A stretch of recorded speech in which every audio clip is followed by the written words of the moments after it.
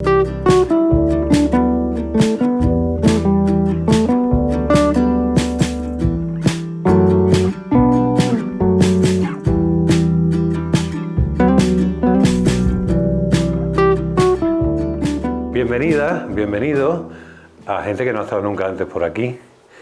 Ya soy demasiado jóvenes para venir a la librería, pero yo estoy encantado. Ojalá no sea solo porque vengáis a ver a vuestro profesor, sino se os quede un poquito de pasión y de interés por lo que hagamos aquí.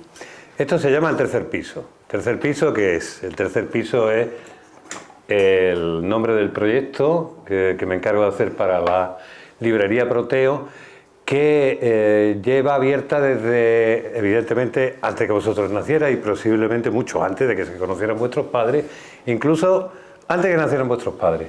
Lleva ya 53 años abierta y esta librería originalmente bueno, pues existió en los últimos tiempos del franquismo. Franco, si os suena, ¿no? Perdonadme si digo alguna estupidez, pero no sé nunca hasta dónde sabemos uno y otro y para ponernos un poco de acuerdo. Bueno, pues en los últimos tiempos del franquismo, como sabéis, había una censura intelectual bastante importante. No solo política, sino intelectual, porque en aquel momento lo que salía en los libros era peligroso. En ciertos libros había autores que estaban prohibidos o censurados, y Proteo nació como una especie de piso franco, una cosa oculta, donde se pedían libros por una serie de personas universitarias y implicadas políticamente, por supuesto en la clandestinidad, para que esos libros pudieran llegar a los clientes. Era una cosa que se hacía como destraperlo, como lo de pasarse droga. Eso es bastante curioso, pero eso sucedía. Y probablemente vuelva a suceder, porque cada vez que hay un cambio de régimen importante, los libros se prohíben. Ciertos libros se prohíben, se censuran. Ahora mismo estamos viviendo otro tipo de censura. Hace poco hemos visto que Roald Dahl, que tampoco sé si es un autor que conocéis, habéis leído, pero sí, desde luego, habéis visto algunas de las películas en las que están, en cuyos libros están inspiradas, pues habían decidido que por aquello del lenguaje inclusivo, pues había que cambiar las cosas que escribió este señor en su día, y ya el monstruo gordo ya no podía ser gordo, ya tenía que tener un cierto volumen y ese tipo de cosas. Bueno, todo eso, como quiera, es motivo de debate. Me estoy saliendo un poco por la tangente, pero era para poneros un poco en situación. 53 años después, esta librería, no sé si lo sabéis, si os enterasteis, hace un par de años ardió, se quemó por la noche. Este piso y el piso de abajo ardieron completamente. Fue un problema de la Endesa. Ahí estamos con eso. Hubo un montón de pérdidas, pero la sociedad malagueña se unió y empezaron a ayudar desde muchas vías y de muchas maneras para que en un tiempo récord esta librería volviese a abrirse. Mi nombre es Héctor Márquez y yo me dedico a los temas de periodismo cultural y organizar actividades desde siempre. He estado en todo, digamos, en todos los terrenos del mundo cultural, en los que hacen el teatro, en los que lo critican, en el que los cuentan, en el que lo producen, en el que lo organizan, el que sobre todo entrevista y divulga a las personas que crean. Y este es más o menos un poco la presentación de lo que estamos, este proyecto donde hay música, hay películas, hay entrevistas, hay charlas como las de hoy, y hablamos de libros, porque evidentemente todo está en los libros. Hoy estamos con alguien que la mayoría de vosotros conocéis porque es vuestro profesor, pero venimos a hablar de su faceta poética y de la relación que él mantuvo con los libros, con la lectura. Yo soy de los que defiende, y después me encantaría, si tenemos un rato, que deis vuestra opinión y que no os quedéis ahí simplemente callados, porque entra en el examen o sube nota o la baja, esto. Que al contrario de lo que mucha gente cree, muchos adultos creen, esta no es la época donde menos se lee y se escribe, sino todo lo contrario. El otro día en una conversación que teníamos con otro escritor, amigo, de la quinta de vuestro profesor, yo soy un poco más joven, pero tengo edad de ser vuestro padre y hasta casi vuestro abuelo, decía lo mismo.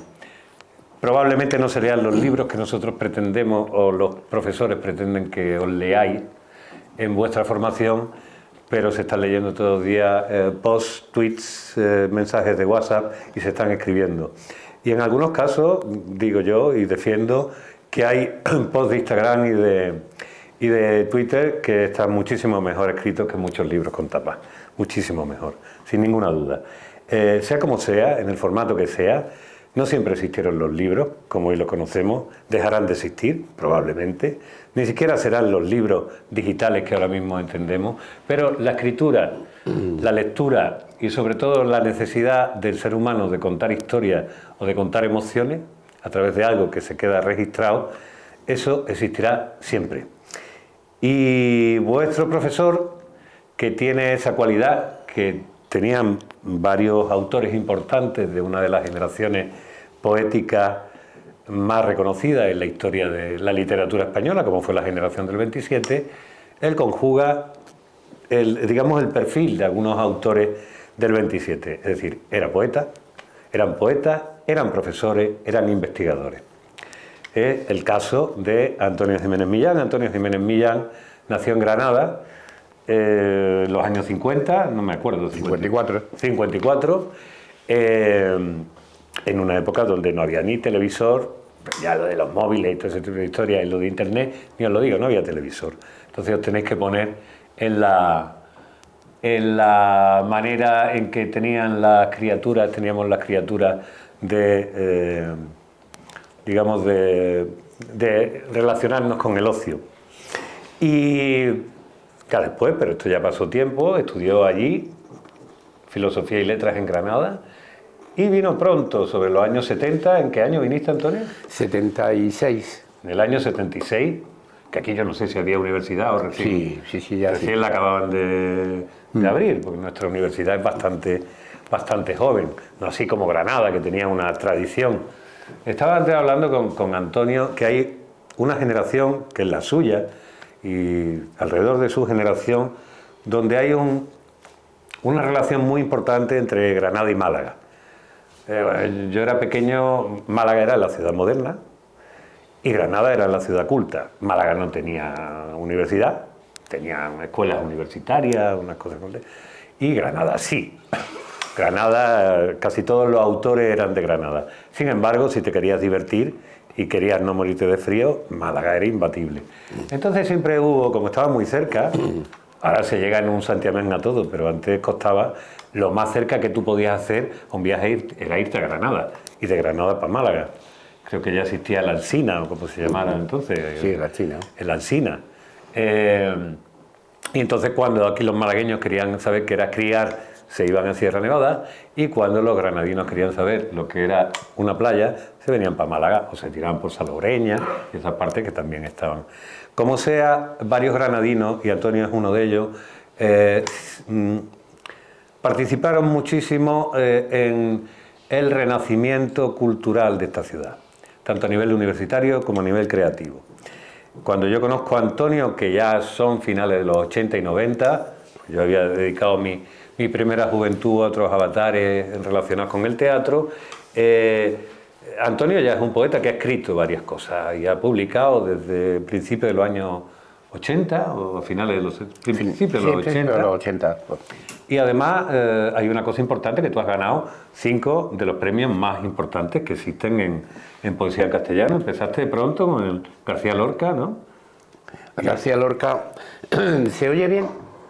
El García Lorca es un premio que a mí me sirvió para vivir el primer mes en Málaga. Que yo me vine, lo gané en septiembre de 1976. Era un premio que daba la Universidad de Granada con 2 modalidades, uno de estudiantes y otro de senior, digamos, ¿no? Entonces yo gané el de estudiantes porque Álvaro Salvador me convenció de que me presentara. Yo no, la verdad es que yo era muy reacio incluso no había publicado absolutamente nada, ¿no? Y para mi sorpresa, pues gané ese premio, que tenía una dotación de 25.000 pesetas de aquella época. Eso era un dineral. 25.000 pesetas me permitió vivir el primer mes en Málaga, un mes y medio, ¿no? Hasta que me pagaron la primera nómina de la universidad. A mí Cuando me preguntan, ¿se puede vivir de la poesía? Digo, no, pero yo viví un mes. O sea, yo, eso sí lo puedo decir como, digamos, como excepción, ¿no? Y hay otra pregunta que me hacen en los institutos, y que es, primero, ¿se puede vivir de la poesía? Segundo, ¿se liga mucho siendo poeta? Yo digo, se liga mucho siendo joven. Luego ya, aparte, cuando tú pasas ya de cierta edad, olvídate, ¿no? Ya puedes ser como Pablo Neruda. Pero siendo joven, sí. Y bueno, si además eres joven y además eres poeta, ¿no? Como decía el otro, pues entonces te puede ayudar. Bueno, pero está bien que se cuenten estas batallitas. Todos hemos tenido una edad, ¿eh? Hemos tenido vuestra edad y hasta menos, incluso, aunque no lo creáis. Y uno se mira en las fotos antiguas, y una de las cosas curiosas es que Antonio, que pertenece, digamos, a esta estirpe de los poetas de la memoria, que ya era melancólico cuando tenía vuestra edad.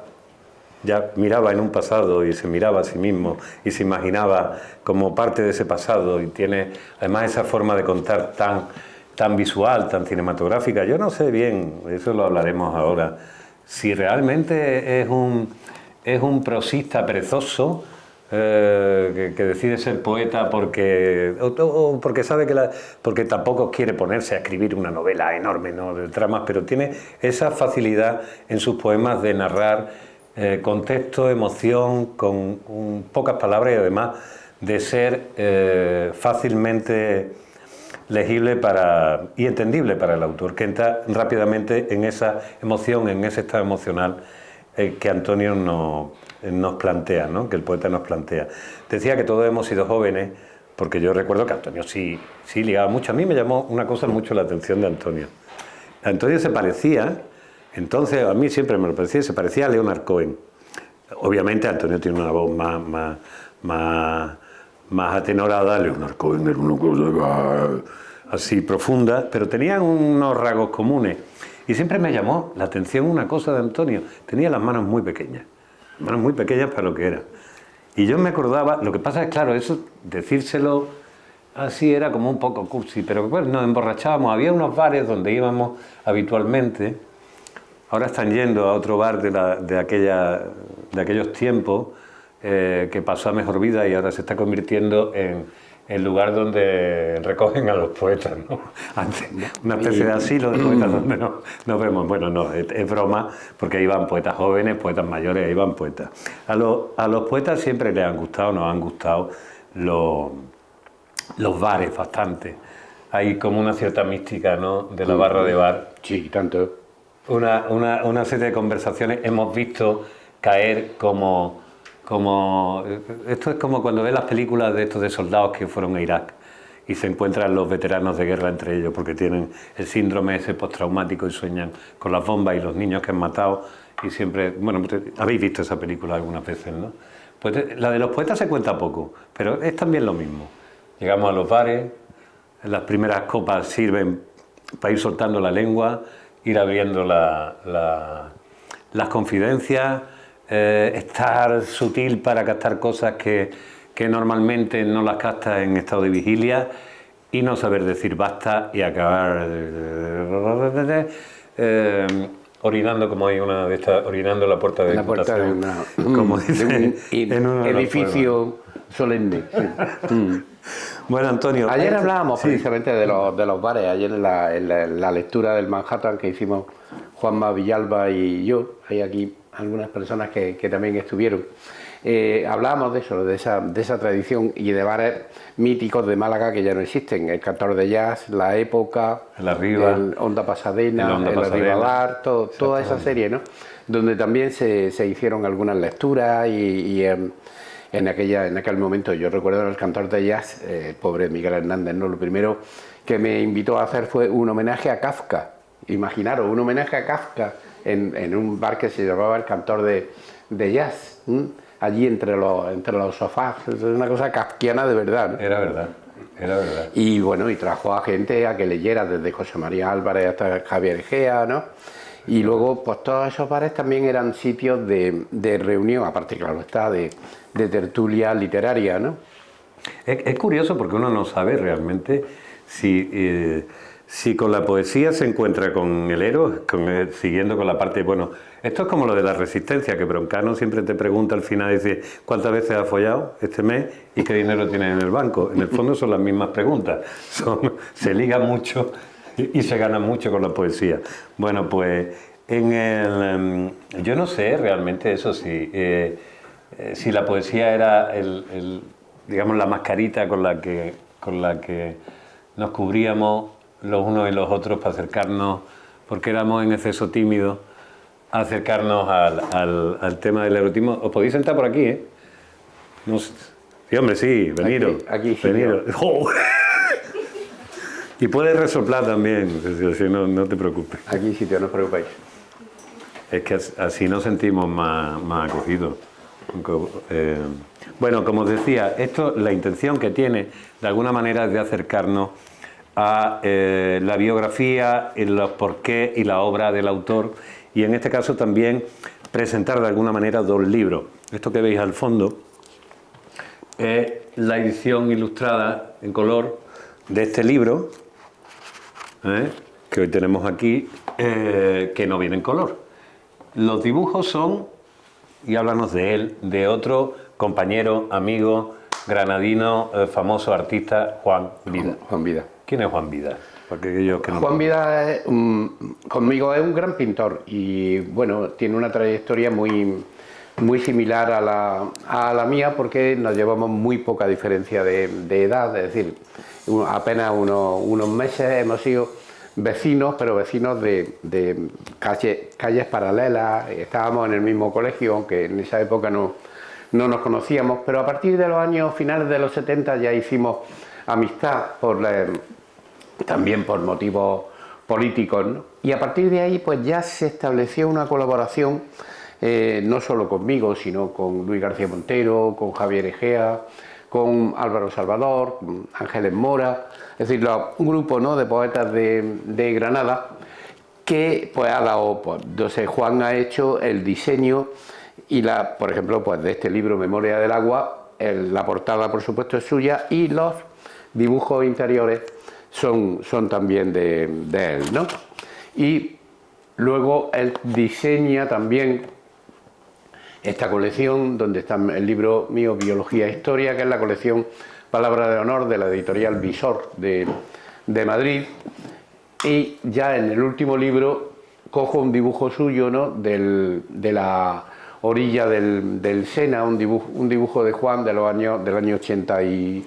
no, pero no creo que de los finales de los 80, principios de los 90, pero me gustó muchísimo, ¿no?, para acoplarlo al título Noche en París. Y luego es un diseñador magnífico. Ha hecho un montón de diseños de libros, de carteles, desde los años finales de los 70 hasta ahora. O sea, una referencia en la pintura y en el diseño. Una pintura que no es una figurativa, ¿no? A vosotros que sois estudiantes de historia del arte no tiene nada que ver con la abstracción, pero tiene esa tendencia, ¿no?, a pintar como espacios misteriosos, ¿no?, vacíos y con cierto, no sé, que producen una cierta inquietud, ¿no?, que hacen que con mi poesía, por ejemplo, con la de Luis García Montero, pues establezca una complicidad muy clara, ¿no?, de argumentos, de imágenes literarias, imágenes pictóricas. Y por ahí viene un poco, ¿no?, la relación con Juan, ya muy antigua, desde luego de más de 40 años. Hay una cosa, estabas hablando de Luis García Montero, has nombrado también a Javier Egea. Perdona. Hay una serie de poetas, hay una estética de alguna manera que es profundamente granadina, que después se asocia a lo que se llama el movimiento de la poesía de la experiencia, y aunque no toda la gente que se mueve en esa línea, en ese género, que ahora hablaremos un poco de las Poetic Wars, que aquí, antes de que se pelearan los Vengadores en Endgame, había absoluta guerra, pero a muerte. Eso han existido siempre los poetas, ya que si sois estudiantes de Filología e Historia del Arte, lo sabréis, los artistas se matan vivos por un quítame allá esos versos. y son, no llegan a las manos, porque no tienen, los escritores nunca hemos tenido ni media aguantada, pero tienen una lengua viperina mortal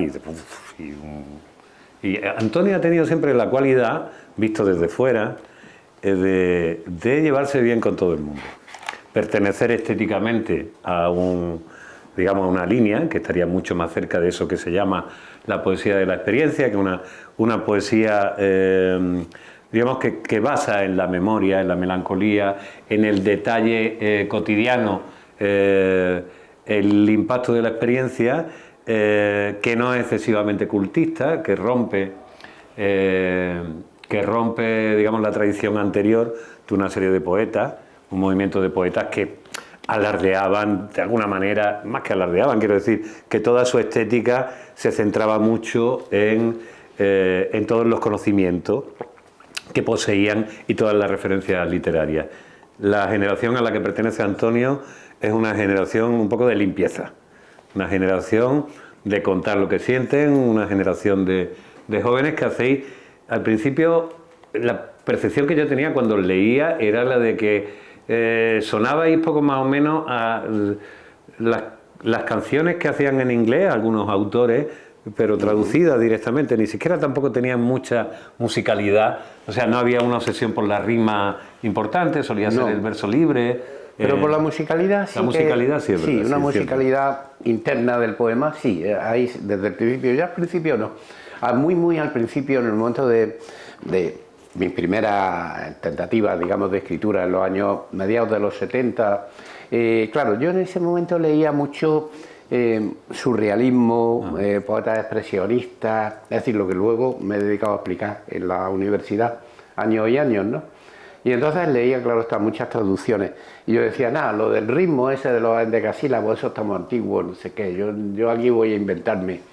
¿Qué pasaba? Pues que no cuadraba ni un verso. Claro, aquello era un desastre porque luego cuando los lees al cabo del tiempo, o al cabo del poco tiempo, en general, ¿no? Dices, joder, esto suena fatal, le empiezas a encontrar fallos por todos sitios a los poemas, y son fallos de musicalidad, sí, son fallos de ritmo. Claro, hay un momento dado en el que uno empieza ya a cuidar seriamente esas normas métricas de la que más o menos rigen en la poesía española, esos acentos bien puestos, ¿no? Porque eso te da una coherencia interna al poema. Es decir, no sé si tú tenías pensado tratar el tema de la música, ¿no? Lo tenía tratado porque además tú eres un autor de la música, y en este libro que se llama Memoria del Agua, aunque tú has hecho libros casi exclusivamente dedicados a la música, La Memoria del Agua, poema sobre Granada, que como sabemos es una ciudad donde lo que tenemos es la música el rumor del agua sonando, etcétera, etcétera. Y tú además que eres un gran amante del jazz, y se nota en esa musicalidad que decía, esa síncopa que hay en esta. Sí, claro que lo tenía pensado, pero si te parece, mira, porque aquí no se habla de música, pero sí podemos entender eso que tú hablabas, de la rítmica interna. Como parte de lo que queremos hablar es cómo se empezó a leer, ¿vale? De parte de la conversación de hoy quiere centrarse en cómo alguien surge el amor a los libros, el amor a la lectura. Después se convierte o no en escritor. Pero cómo surge uno de los poemas de Antonio, de este libro, que esto es una antología de poemas que tienen Granada de fondo, ¿vale? Este pertenece al Diario del Desorden. Sí, Inventario del Desorden, sí. Un poema del 2003 y habla de su memoria, desde una biblioteca antigua.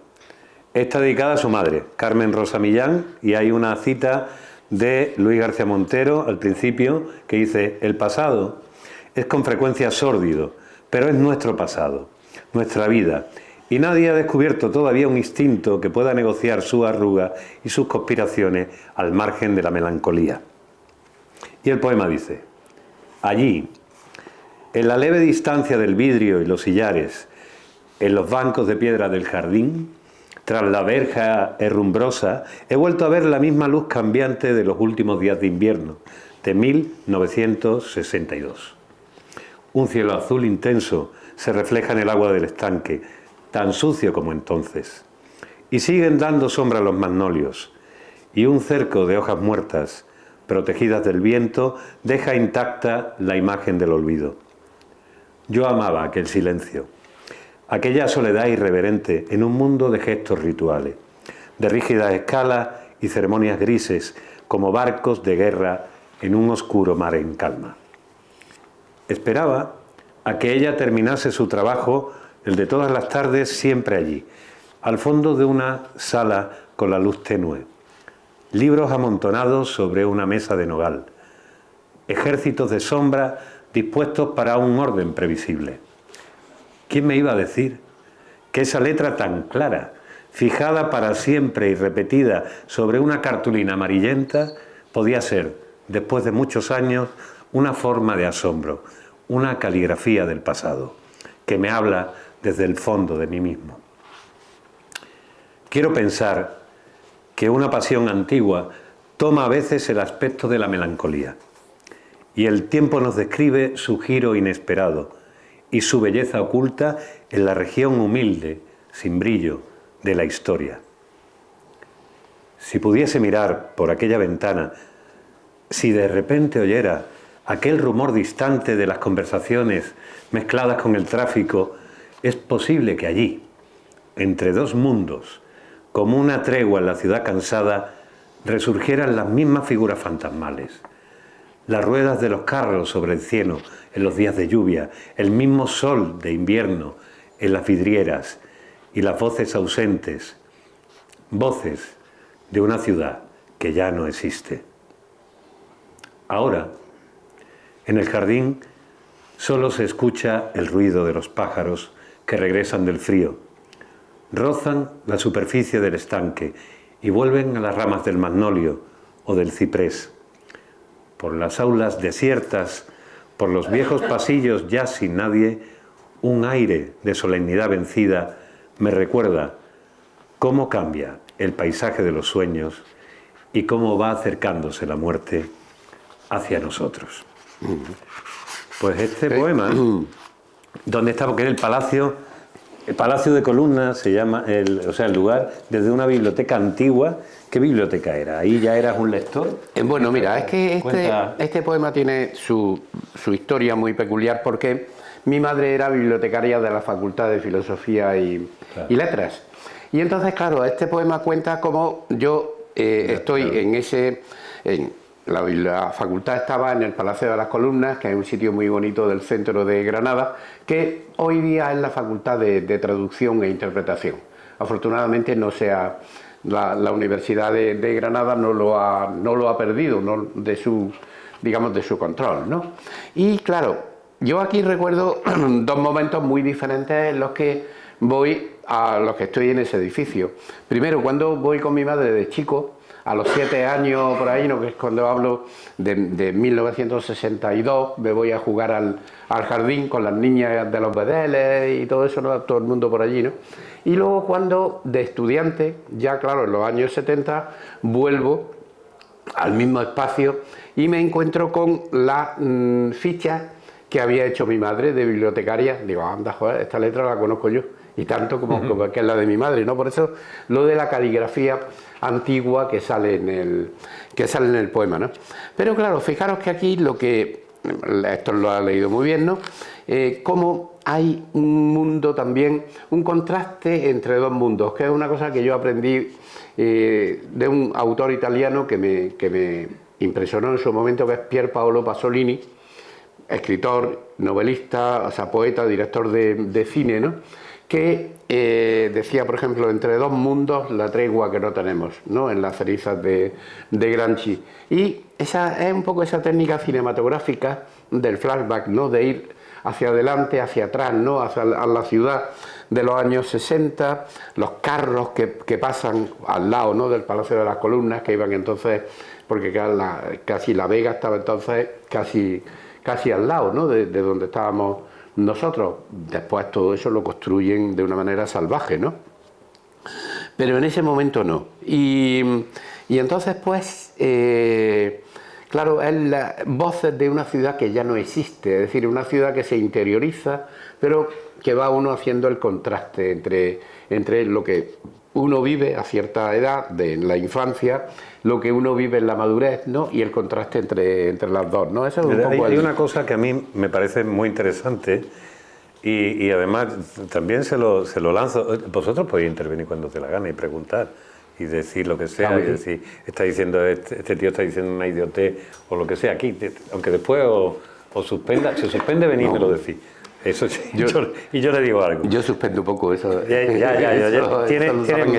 Tiene fama de ser blando, no, pero no se lo diga ahora tan pronto, porque entonces dejan de ir a tu clase.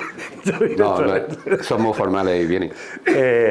Bueno, decía que pertenecemos a una generación, y él sobre todo, que una generación que básicamente sus referencias son musicales por un lado y cinematográficas por otro.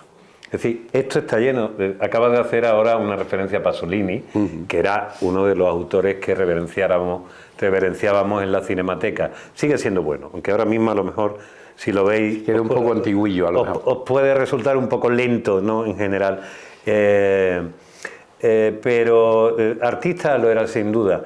Y una de las características, creo yo, de la poesía tuya es que precisamente es muy cinematográfica, es muy visual.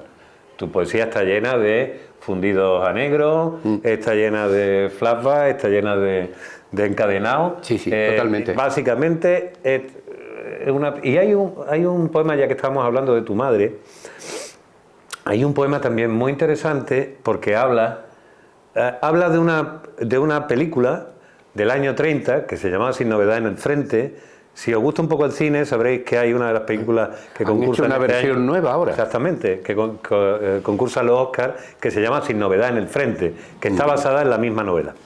Evidentemente, yo que he visto las dos, la de ahora es mucho más realista, más sobrecogedora a cómo se hacía, pero en los años 30 aquella película era sobrecogedora y cuenta la historia. Estoy por decir, ¿por qué no la lees? Porque esa me gusta bastante, que es la de una niña, que es su madre, que la llevan a ver esa película. Sin novedad en el frente es primero una novela de Erich Maria Remarque, ¿no?, que es un escritor pacifista alemán, ¿no?, que participó en la Primera Guerra Mundial y, claro, sacó una experiencia terrorífica, como os podéis imaginar, como casi todos los participantes en aquella masacre, ¿no? Y luego, él escribió esa novela y luego la llevaron al cine. A ver si la encuentro. Pero la tenía aquí. ¿Estaba en Biología e Historia? No. ¿Dónde la tenía? Sí, está en Biología e Historia. Sí, ya lo he encontrado. Lo he encontrado, ¿no? Y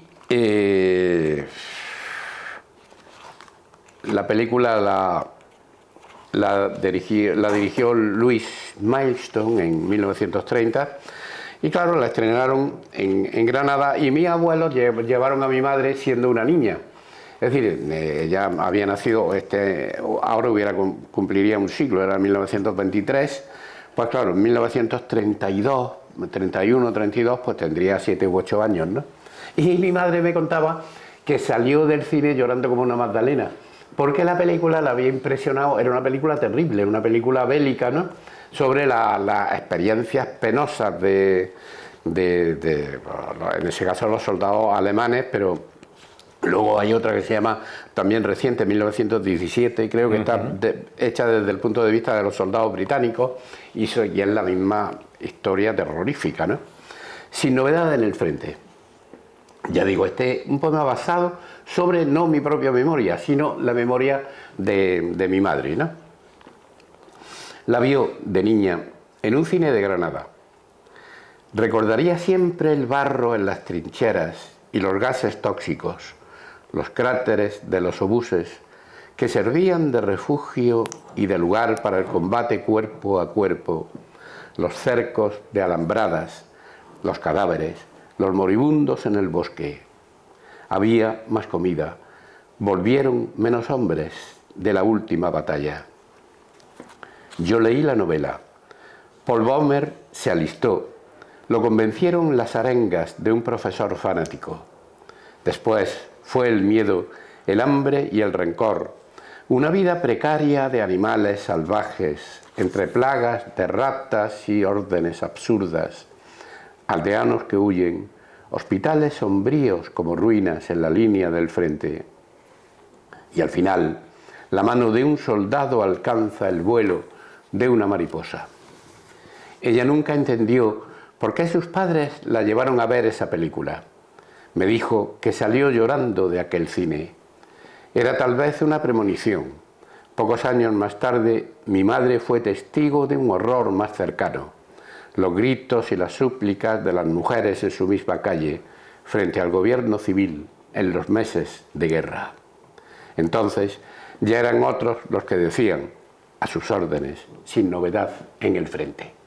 Evidentemente, claro, aquí yo enlazo dos conflictos, dos guerras, claro. La Primera Guerra Mundial, que es la que retrata la película, y la Guerra Civil Española, que es la que ya a partir del 36 vive mi madre, además en la calle Duquesa, al lado del siniestro gobierno civil aquel donde detuvieron a Federico García Lorca por primera vez, o sea, el primer día, ¿no? Pero la técnica es totalmente cinematográfica, es decir, hay una niña, o sea, hay alguien que está contando una historia de una niña que está viendo una película sobre una novela llevada al cine, que llora por la barbarie de una guerra que sucede en otro lugar y apenas 6 años después la está viviendo y sigue estando en pasado, pero todo se está mezclando con la emoción de quien está contando y lo está. A mí me parece un poema magistral desde el punto de vista de esa capacidad que estamos hablando antes. Es un intento de combinar planos temporales distintos. Yo lo procuro hacerlo bastante, ¿no? en los poemas. Vamos a hablar, ya que nos estamos acercando y vamos a decir que vamos a hablar, llevamos ya media hora larga y todavía no hemos hecho. Es decir, Antonio, tu memoria como lector, ¿hasta dónde eres capaz de llevarla? ¿Cuáles son los primeros recuerdos que tienes de estar leyendo, de que te estén leyendo? Yo aprendí a leer en los cómics y en los tebeos. En la época en la que yo, porque fui tarde al colegio... decíamos cómics, ahora lo decimos, pasa un poquito guay que nos entiendan. En aquella época, en aquella época no se hablaba ni mucho menos de cómics, o sea, se hablaba directamente de los tebeos, ¿no? El tebeo, que era una publicación que se llamaba TBO, y entonces a partir de ahí todos eran tebeos, ¿no? Todo lo que era, digamos, una revistilla ilustrada para los niños y eso, ¿no? Y yo empecé pues leyendo tebeos, uno que tenía un gato de protagonista que se llamaba Pumbi, que me lo compraban mis padres, así que mi gata se llama Pumbi. Sí, pues fíjate, pues este era un héroe, ¿no? de revista, ¿no? de tebeos de niños, ¿no? Y de ahí ya pasé a cosas un poquito más violentas, ¿no? Como las hazañas bélicas, que era también pues, sobre la Segunda Guerra Mundial. Eran tebeos así apaisados, ¿no? Y curiosamente, claro, eso, como dependía de los americanos, ya no era en contra de las preferencias del régimen franquista, ¿no? No eran ni mucho menos pro-nazi. Claro, eran narraciones de la Segunda Guerra Mundial, pero desde el punto de vista de los aliados, fundamentalmente del ejército norteamericano. Es que inglés también, pero sobre todo a tu generación le caía muy bien Estados Unidos. Es decir, claro, pues tenías en el otro lado, era como, bueno, en Rusia, que era el ignoto espacio detrás del telón de acero, los nazis, que claramente eran barbarie y se habían demostrado lo que eran, encima habían perdido la guerra, y los americanos, que parecían los más guay, eran los que hacían las películas, la música y todo, ¿no? Para nosotros era siempre un mundo por descubrir, es decir, cómo empieza a entrar también la música pop en los años finales de los 60, de los 70, por supuesto, ¿no? Hay una fascinación. Luego, claro, también hay, por la parte política, hay también la otra cara, ¿no? Que es el anti-americanismo, ¿no? De base, ¿no? Yankee fuera, claro. Como eso también, ¿no? En la izquierda de los años 70, sobre todo, se nota mucho, ¿no? Esa tendencia anti-Estados Unidos con la guerra del Vietnam, todo esto, ¿no? Pero yo creo que prevalece lo otro. Prevalece lo otro y prevalece incluso, pues, ¿qué te digo yo? A la hora de leer a ciertos autores de la generación Beat, que también empiezan a influir, ¿no? en nuestro ámbito, y en Ginsberg, Ferlinghetti, Jack Kerouac. Pero ha dado un salto muy grande desde el gato Pumbi, Sí, la hazaña bélica, y ya está con Alec Ginsberg. Yo ya me he Eso ido. no se lo cree nadie. Espérate, que ya me he ido derivando hacia. Ya he hecho un fundido de los con la cosa de los americanos, de pronto tú me has llevado ahí, pero efectivamente, yo empiezo a leer los tebeos, los cómics de esa época, y luego pues también empiezo a leer las novelas que publicaba la editorial Bruguera, que eran novelas ilustradas. Un mal vicio, porque resulta que uno se acostumbraba a leer con las ilustraciones al lado. Entonces, como te entrara la impaciencia, seguías leyendo las ilustraciones y el texto se quedaba ahí como, ala, te entraba la prisa y querías llegar lo antes posible al final del libro. Entonces, mal asunto, ¿no? Yo creo que soy un lector perezoso de novelas a partir de ahí, a partir de ese mal vicio de... Bien, ya hemos pequeño, ¿no? descubierto de eso de tener demasiada bulla, como decimos en Granada, ¿no? Sí, sí. Demasiada prisa por llegar al final de la obra. Pero bueno, eso, hay por ejemplo, pues qué te digo yo, conocí las novelas, varias novelas de Julio Verne, de Emilio Salgari. Claro. Es decir, era una colección estupenda aquella de Bruguera, porque claro, te acercaba, y entonces sí que era una costumbre. Además te permitía fardar. Yo recuerdo, eran una colección que era muy chula, porque por un lado tenía en una el cómic, 6 viñetas, y en otro venía la obra.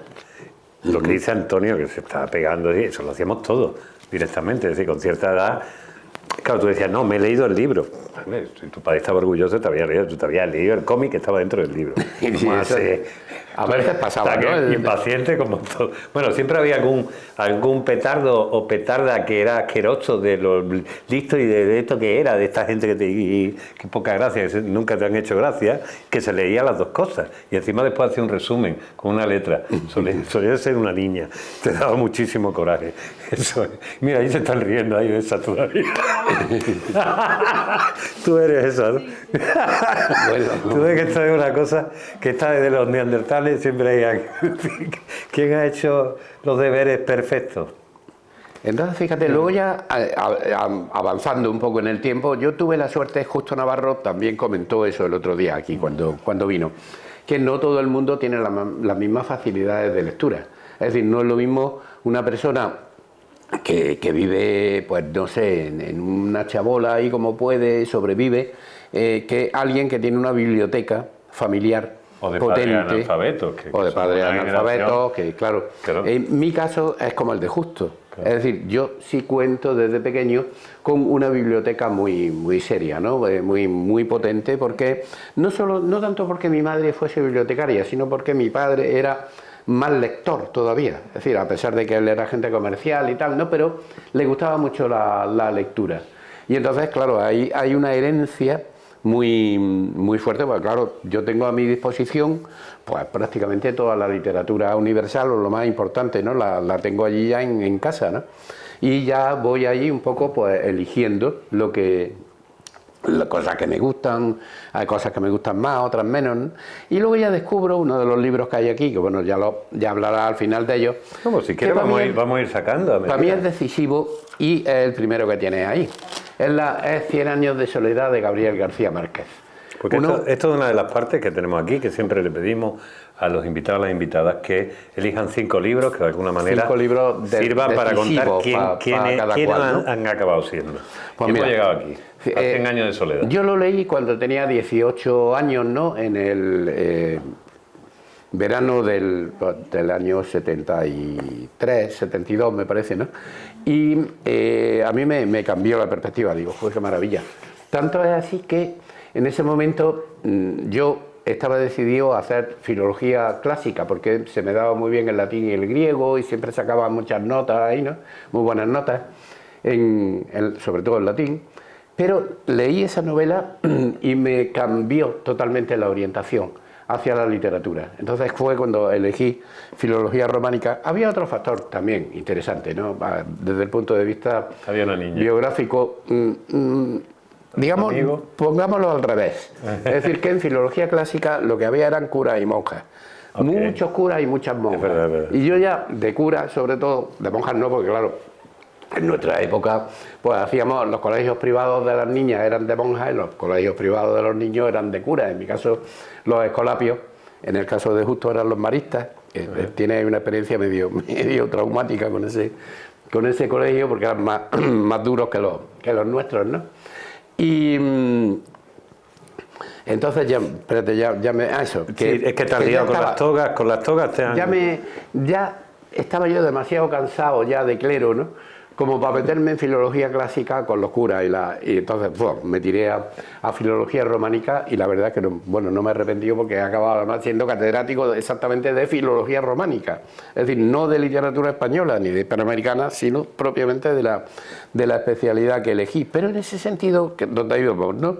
Como una lectura puede ser determinante también, ¿no? Para descubrirte un mundo, pues claro, García Márquez ahí no solo me descubre su propio mundo, sino que me abre la posibilidad para un montón de novelistas hispanoamericanos. Es decir, a partir de ahí es cuando vienen las lecturas del llamado boom, ¿no? Es decir, de Julio Cortázar, de Alejo Carpentier, de Mario Vargas Llosa, de Juan Carlos Onetti, es decir, todo ese grupo fantástico, ¿no? De escritores latinoamericanos que se dan a conocer aquí en los años, sobre todo pues 70, ¿no? Es cuando más se leen y claro, es decir, ahí sí que hay una lectura muy influyente. Además que cambian radicalmente nuestra forma de percibir, sí, porque totalmente. España hay que entender que España está encerrada en sí misma, muy encerrada en sí misma en aquellos aspectos. Cuando llegan estos señores escribiendo en tu idioma, con el despliegue y la exuberancia con la que manejan el idioma, que yo que sé, podemos estar hablando entonces, que los escritores más interesantes podían ser de aquella época, pues Torrente Ballester, Sánchez Ferlosio, Juan Marcé empieza a ser Juan Marcé conocido. Juan Marcé sí tenía Juan Goytisolo. Pero sí. Estamos hablando de escritores que tienen una cierta, al margen de su gran capacidad, una cierta sequedad. Esto está lleno de imaginación y exuberancia. Pasan cosas que en una novela española no pasaban desde los tiempos del barroco. O sea, no pasaba nada fantástico. Y esto es literatura básicamente donde todo puede suceder. Y encima del idioma, esto yo creo que nos dejó con la boca. Hay una influencia incluso a la inversa. Es decir, había habido mucha influencia de la península sobre ellos, pero a partir de ese momento son los escritores hispanoamericanos los que empiezan a influir muy seriamente no sobre los españoles.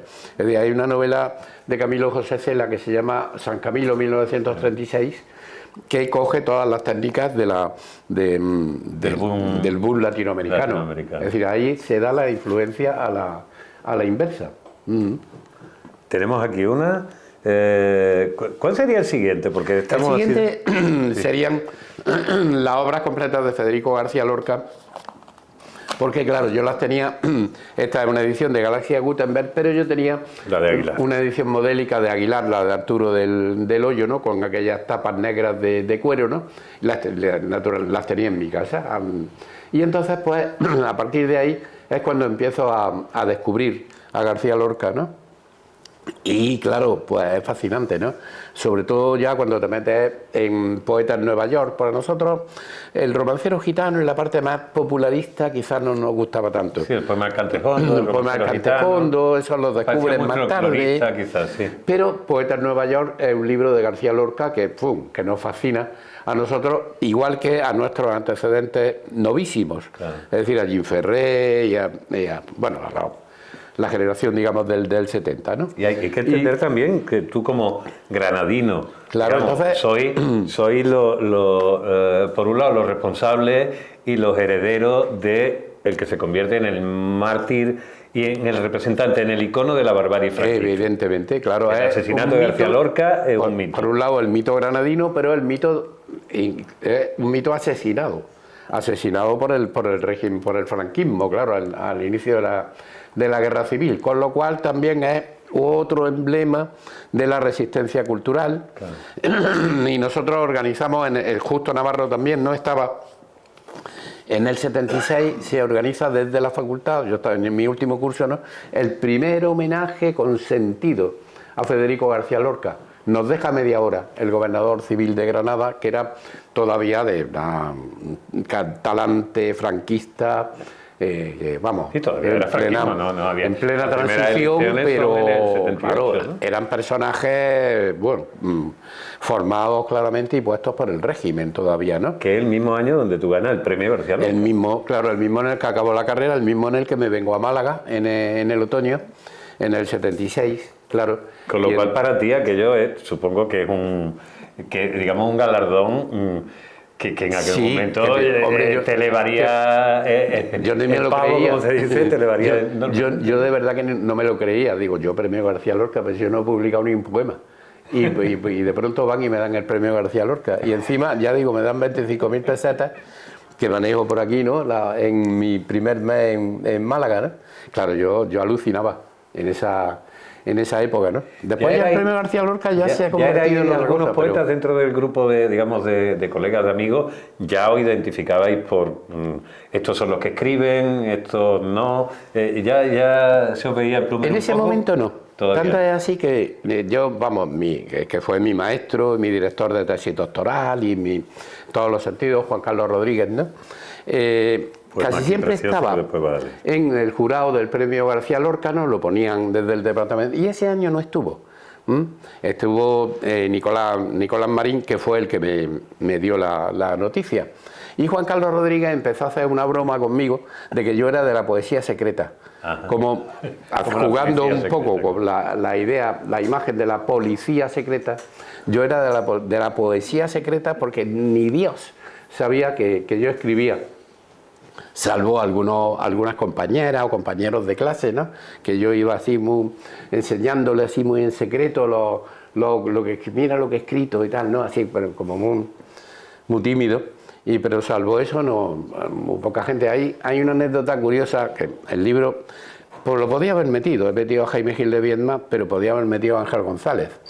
Una de las veces que voy a enseñar un poema, ¿no? A una compañera que además era militante del PC, ¿no? Inma, me acuerdo que se llamaba. Entonces militaba en el PC también, ¿no? Ya en la época aquella sí. Clandestinidad absoluta, ¿no? Y le doy a leer una cosa y me dice, esto es una porquería. Así, directamente. ¿Tú te has leído a Ángel González? Y claro, yo me quedé me quedé muy cortado y efectivamente yo no lo conocía. No conocía en absoluto a Ángel González, en el año 74, por ahí. Pues léete a Ángel González y que ya verás, no sé cuánto. Pues fue un consejo que yo agradeceré eternamente. Porque claro, la otra gente me decía así, muy bonito, muy bonito. Pero claro, no me hacía una crítica seria. Esta sí, esta me puso a parir y me dijo, léete a este. Y efectivamente, y luego, al cabo de los años, acabé siendo amigo de Ángel González. Bueno, estuvimos con él, claro, ¿te acuerdas? ¿No? Cuando nos lo trajimos, la música contada, cierto, sí. Y yo presenté a Joan Margarit. Exacto. Y de pronto nos juntamos todos ahí, ¿no? Con Lorenzo, con Pedro Lorenzo, con Ángel. Cierto. Ángel era otro asiduo de los bares, ¿no? Ayer salió también su nombre, ¿no? Y yo recuerdo en la tertulia de Granada que se acercó uno de los pesados habituales, ¿no? de ciertos bares allí a la barra a darle la paliza, y Ángel dijo una frase memorable: deja que me emborrache tranquilo. Eso es estupendo, ¿no? Educadamente, ¿no? Y dijo, déjame en paz, que beba ya lo que quiera, deja ya de darme la paliza. Es curioso cuando se cumplen años, porque cuando uno empieza, las primeras veces que sale por la noche, las primeras veces que se emborracha, las primeras veces que toma cierto tipo de droga, las primeras veces que le pillan los padres con esas drogas, todas esas primeras veces uno parece que se está inventando el mundo. Después cuando ve y se repite, dice, es que además hay una serie de personajes que siempre están, les cambian, evidentemente se visten de otra manera y llevan cosas distintas en los bolsillos, pero se repiten una y otra vez. Estabas hablando justo en ese momento, yo te quería preguntar después una cosa, pero me la dejo aquí, de un profesor tuyo. Y ahora que tienes aquí alumnos, que no sé si a alguno le da también por el tema de la escritura, a mí me consta que eres buen profesor, porque lo sé cuando, yo no sé, vosotros estáis demasiado caliente ahora como para... emitir una opinión. Todo. Pero conozco a muchos Lo dirán a final de que han curso. sido alumnos suyos, que ahora son profesores o se dedican y tal, y sé el cariño que le tienen. Eso lo sé. Yo nunca he sido alumno de Antonio, no hemos coincidido en esa cosa. Y quiero que lea este hermosísimo poema, creo yo, donde hablas de este profesor que fue el que te cambió, de alguna manera, el que más te influyó, Juan Carlos Rodríguez, que era un personaje, y tú lo retratas aquí como se merece. Como personaje Sí, que era un sabio. Era un poco como el Club de los Poetas Muertos, Sí, ¿no? un poquito. Aquellos que te Cambió. impactan en... Cambió la forma de enfocar la literatura en la Universidad de Granada, incluso la forma de leer, ¿no? Pero yo lo cuento un poco en el poema, ¿no? Tenía una imaginación tremenda porque se inventaba a veces biografías suyas. Es decir, un día le decía a la gente que había nacido en Vigo y que colaboraba en el Faro de Vigo y no sé cuánto, ¿no? A los 2 días que había nacido en Vitoria y que sus padres eran vascos de... Luego al tercer día había nacido en Montefrío, en la provincia de Granada. Entonces, claro, la gente ya no se aclaraba, ya es que se inventaba. Un día le digo a Pere Gin Ferrer, el poeta, que era piloto de aviones y que le iba a dar una vuelta en avioneta por La Vega. Claro, y nosotros alucinábamos, pero digo, pero ¿qué dice? Gin Ferrer era brillante, pero tenía menos ironía.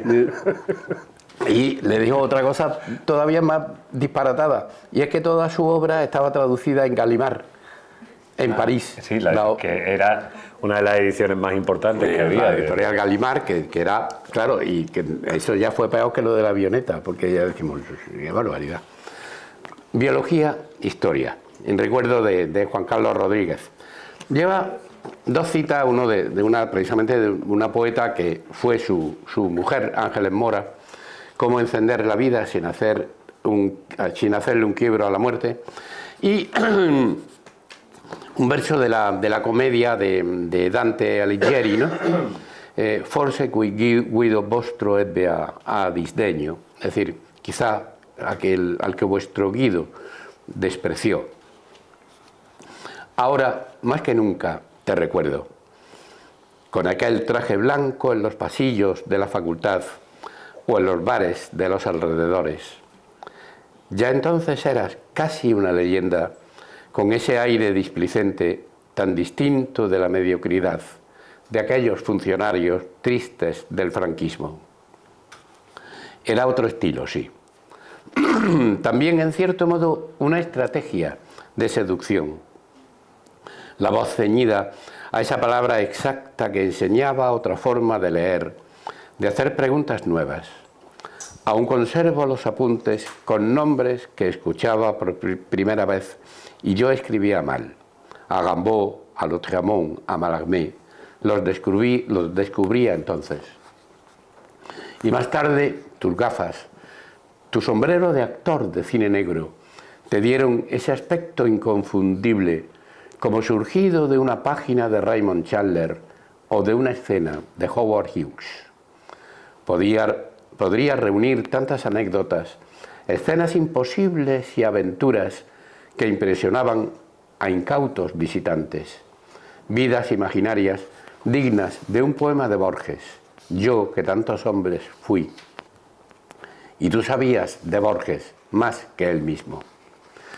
Me cuesta mucho hablar de ti en pasado. Pienso en aquel comentario de Gramsci sobre un pasaje de la Divina Comedia que tanto te gustaba recordar. Cavalcante se entera de que su hijo ha muerto por un tiempo en pasado. Forse qui guido vostro ebbe a disdeño. Sí, el tiempo es la clave. Y tú nos enseñaste a mirar muy despacio, como el que enfoca un tiempo lento de reloj de arena, un futuro que estaba en el presente. Recién salidos de la dictadura, había que superar el dogmatismo y algunos ni siquiera aceptaban las críticas a Stalin. Ya nos pasó una vez en Málaga y luego nos reímos, pero era trágico en el fondo. También era difícil asumir la subjetividad que se cuestiona, que se afirma y se niega a sí misma en el texto, porque depende de una ideología y es historia siempre. Noctámbulos, amigos de la charla interminable, hemos visto pasar de madrugada sombras de vagabundos, de borrachos, muertos en vida y firmes defensores de la autodestrucción. Y todos, al final, hemos pagado caro los excesos. Tú nos dijiste que la decadencia, el desgaste, la muerte, eran cuestión de pura biología. Importaba la historia sobre todo. Pero tal vez por eso me resultaba muy extraño imaginarte en una habitación de hospital, sometido a una disciplina tan dura y tan ajena a nuestros hábitos, como yo ahora. Por eso nunca te llamé. Prefería quedarme con nuestras últimas conversaciones, cuando tuvimos que salir al frío porque no nos dejaban fumar dentro de los bares, y recordarte siempre así, a veces tan neurótico, tan irónico y tan distante a veces, contradictorio como cualquiera de nosotros, inteligente como nadie. Aprendimos de ti otra forma de análisis, sin tener que elegir entre dilemas falsos, naturaleza o cultura, razón o sentimiento, biología o historia. Volveré a los apuntes que aún conservan la caligrafía de mis 19 años, a las páginas subrayadas de tus libros, a Heidegger y a Borges explicados por ti. Es tu herencia, y no renuncio a esa lucidez, aunque tú ya no estés entre nosotros y a mí me cueste tanto hablar de ti en pasado. Muy largo el poema, perdonad, pero bueno, pero es el que cierra y es el que da título también, claro, a este libro, el penúltimo publicado, Biología, Historia. El título sale justamente de aquí, de este homenaje a Juan Carlos Rodríguez, ¿no? Y esto es lo que cuento, fijaos vosotros, ¿no?, que ahora que os estoy explicando al principio, pues, a Baudelaire, a Gamboa, al próximo Mallarmé, ¿no? Bueno, cuando Juan Carlos Rodríguez empezó a hablarme a mí en la Facultad de Granada de esos autores, yo no había oído hablar de ellos en mi vida. O sea, para mí era, y yo cuento aquí que yo lo escribía mal los nombres, escribía Mallarmé, Rimbaud con O, claro, después ahí fue cuando ya empecé a leerlo y fui a buscar la obra y todo eso, ¿no? Pero entonces no tenía ni la más remota idea, ¿eh? O sea, a mis 19 años, o sea que vosotros paciencia. A mí hay algo que, ya que tienes tú toda esta trayectoria como profesor, y aquí estás recordando tu época de alumno y cómo llegó un momento donde fuiste colega, no sé si llegaste incluso a estar juntos en la misma facultad en algún momento, dar cursos uno y otro, y ¿Con Juan Carlos dices? Sí, con Juan Carlos. No, porque claro, yo nunca di clase en Granada, salvo cuando muchos años más tarde ya me invitaron a dar cursos de doctorado. Claro, pero claro, él se había jubilado entonces. Mi docencia siempre ha estado en Málaga. Entonces, claro, yo con Juan Carlos, o sea, ya te digo, fue mi profesor y luego, claro, mi director de tesis. Pero si has tenido la experiencia, a lo mejor, de haberle dado clase a alguien que ha sido alumno o alumna tuya y después se ha convertido en colega. Sí, de profesión, no sé si también. Claro que mucha sí, gente. Muchísima gente. El Departamento de Historia del Arte está lleno de profesores y profesoras que de han sido alumnos míos, claro que sí. Sí. Eso me interesa. Algunos, porque... por desgracia, incluso ya no están, ¿no? O sea, Montijano, por ejemplo, o Pancho García Gómez, ¿no? Claro. Que fueron alumnos míos y fueron profesores de Historia del Arte. Y por desgracia ya no están con nosotros. Antonio, ese poema también me emociona mucho porque Juan Carlos me dio clase en Granada, en los años 80 y pico, en una etapa en la que él, yo creo que fue a clase 10 veces en todo el año. Estaba pasando una etapa regular, ¿no? Que te dio clase, iba a clase como 10 veces, ¿no? Sí, claro. En todo el curso. Pero bueno, estaba pasando una etapa chunga, ¿no? Y bueno, y ese retrato que hace de cuando con todo lo alto que era, con su sombrero. El sombrero, que no se te quitaba Y es que nunca. estábamos los alumnos deseando de que fuese. Faltaba muchísimo, ¿no? Porque, bueno, estaba pasando una mala época. Y te quedabas con la boca abierta, todas las clases quedaba... te hacía cambiar la manera de acercarte a la literatura. Era una totiva de teatro que daba él. Y era impresionante. Y ese poema, pues, a mí también me ha emocionado porque fue profesor mío. Muy pocas clases, pero fue profesor mío. Sí, fíjate, yo ahí tuve más suerte que tú porque lo cogí en una época, antes claro, en la mediados de los 70, donde no había entrado todavía en esa fase tan crítica, ¿no? Y sí que él venía a clase todos los días. Yo no recuerdo que Juan Carlos faltara, ¿no? Y yo lo tuve en un año que me tocó estar en el nocturno, ¿no? En las clases de tarde, que él daba la asignatura de Siglo de Oro, y luego ya nos empezó a dar clases, cursos monográficos, ¿no? Sobre la generación del 27 y, claro, un descubrimiento sobre todo de la poesía moderna impresionante, ¿no? El libro que tiene sobre Mallarmé sale de ahí, ¿no? Y era fantástico, ¿no?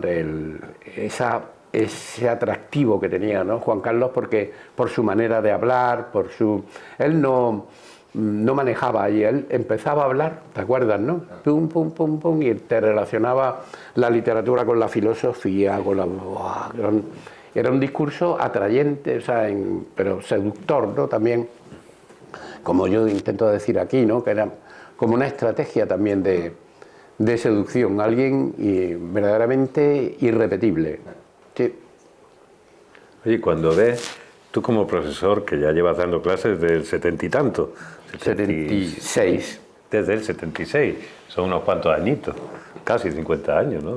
Pues te diré. Casi, sí. A mí la gente me dice, bueno, pero tú estarás jubilado ya, ¿no? Digo, Yo te lo dije el yo otro formo día. parte del mobiliario de la facultad. Llevo ya tantos años que ya soy parte de la decoración Y del era edificio. antes de que se inventara IKEA, cuando los muebles duraban. No hay manera de jubilar. 47, A ver si se estropea el televisor este coño. Me compro. 47 años llevo ahí. Imagínate. No, pero esto te lo preguntaba porque tú habrás visto pasar generaciones de gente que es un poco menor que tú al principio, a gente que ya puede ser tu hijo, tus nietos, directamente. Y se repiten del mismo modo que antes hemos hablado de los personajes en las barras de los bares, del paliza que no te deja beber tranquilo, emborracharte tranquilo. Todos esos personajes se repiten una y otra vez. ¿O tú ves una evolución importante en las sociedades que ha ido viendo pasar en estos últimos casi 50 años en tu alumnado? ¿O ves siempre las mismas? Cambia mucho porque yo creo que cambian también las formas de comunicación. Ajá. Es decir, hay, quieras que no, todas las últimas promociones están muy marcadas por las nuevas tecnologías. Es decir, yo en poco tiempo de pronto empecé a ver desde la gente que tomaba apuntes compulsivamente en clase, ¿no? Allí corriendo ¿A quién le daba a grabar? para pillar todo, ¿no? A la gente que ya va fueron entrando poco a poco los portátiles, ¿no? Y ahora mismo prácticamente todo el mundo va con su ¿no? Con su ordenador, y entonces ya incluso sacan las diapositivas que yo pueda poner, las sacan por internet. La adicción a los móviles también cambia mucho, ¿no? Yo no suelo meterme mucho con eso porque también, bueno, podría contar una anécdota que me pasa en el Museo Picasso de Barcelona, dando una conferencia sobre Maragall y Unamuno y tal, ¿no? Esas historias de... Y de pronto yo estaba allí dando mi conferencia y de pronto empieza a sonar mi móvil. Pa, pa. Y las señoras de la primera fila empiezan todas a rebuscar en sus bolsos. Digo, señoras, no se preocupen que soy yo, es el mío. Naturalmente, me llamaba uno del CAL de aquí, del Centro de las Letras. Digo, maldita sea, qué oportunidad. Me has llamado dando una conferencia, pero claro, la imprudencia es mía por no silenciar el móvil. Es decir, yo ahora cuando entro a cualquier acto, lo primero, y a clase, claro, lo primero que hago es silenciarlo y ponerlo así, pero por eso soy tolerante, por si a alguien le suena, ¿no? Porque digo, a mí me ha pasado en circunstancias bastante pintorescas, ¿no? Como ya os digo, en el museo, nada menos que en el Museo Picasso de Barcelona. O sea, que las relaciones tienen que ver con la tecnología. Entonces, las relaciones yo veo que esas relaciones cambian mucho, ¿no?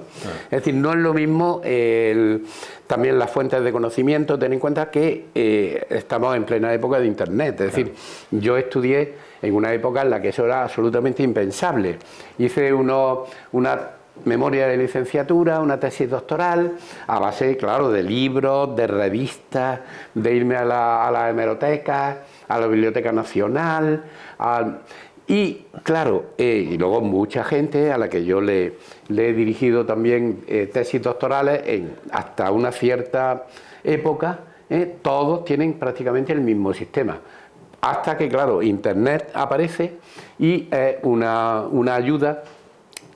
Ahí lo malo es que, claro, se confunden un poco los medios con los fines. Es decir, y entonces, pues claro, Internet a veces, en vez de ser un medio de conocimiento, pues ya suple todo lo demás. Y claro, yo por eso insisto mucho en la importancia de ir a los libros y de consultarlos y todo eso, no perder de vista esa referencia. Pero yo creo que eso es básicamente lo que ha cambiado, porque bueno, por otro lado, en nuestra época nos gustaba salir de juerga, lo más grande. Tú lo sabes perfectamente, aquí tú has hablado ya de los bares donde estábamos aquí todas las noches rulando, ¿no? Y a la gente de ahora pues le gusta pues lo mismo.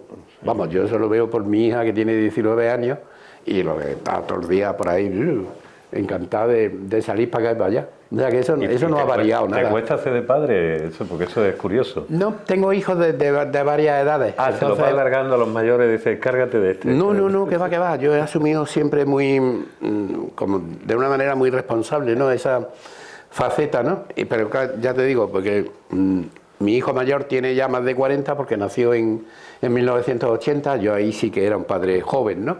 Y luego hay otra de 26 y estas dos que son ya más pequeñas, que son adoptadas. O sea que bueno, que ahí he tenido... ¿Las últimas? Pues mira, 13 y 19. Wow. 19 pues la edad del curso ¿Del curso que tienes? Que tengo, claro. ¿Has tenido algún momento, ese momento de crisis de hostia, no me entiendo con esta generación? No, la verdad es que no. Yo mi experiencia de la universidad nunca ha tenido el más mínimo conflicto con los estudiantes desde el principio. O sea, ya digo, desde que le daba a gente de mi edad o mayor que yo. Al principio me pasaba, ¿no? Cuando claro, yo entré con 22 años. 22 años pues puede ser, bueno, un poco mayor que vosotros, pero no tanto. Y entonces, pues claro, pues resulta que me encontraba en clases con gente que era, pues, hasta me encontré una que había sido compañera mía en Granada, la hermana de Cristóbal García Montoro, que había perdido un año, y de pronto me la veo en clase y me dice, ¿tú qué haces aquí? Yo, pues intentar dar clases, ¿qué quieres que haga? Y entonces, pues ya, desde entonces, desde que veía gente muy joven, ¿no? Y luego, claro, va evolucionando, o sea, las edades, claro, tú vas siendo cada vez mayor, pero los estudiantes siempre tienen la misma edad. Oye. Y nunca, la verdad, yo no recuerdo ni un solo conflicto grave en esos 47 años, y espero no tenerlo de aquí a que me jubile.